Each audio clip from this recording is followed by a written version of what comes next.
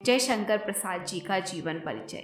छायावादी युग के महाकवि जयशंकर प्रसाद जी का जन्म 30 जनवरी 1889 ईस्वी को काशी के गोवर्धन सराय में हुआ।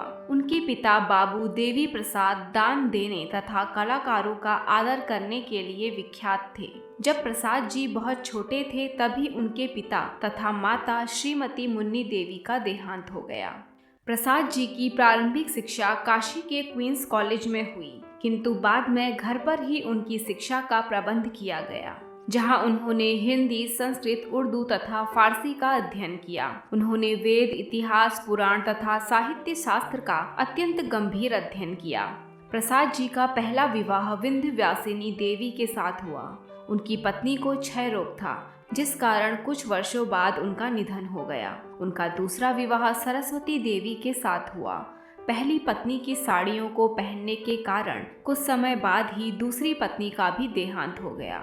इसके बाद पुनः घर बसाने की उनकी इच्छा नहीं थी, परंतु लोगों के समझाने पर तीसरा विवाह कमला देवी से हुआ।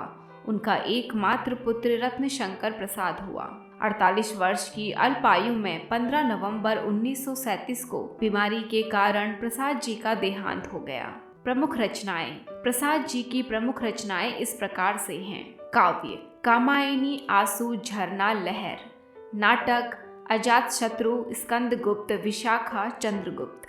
उपन्यास: तितली, कंकाल, इरावती। कहानी संग्रह: छाया, आंधी, इंद्रजाल। निबंध संग्रह, काव्य कला। ऐसे ही महान कवियों तथा लेखकों के जीवन परिचय के लिए सामने स्क्रीन पर आ रही प्लेलिस्ट देखें।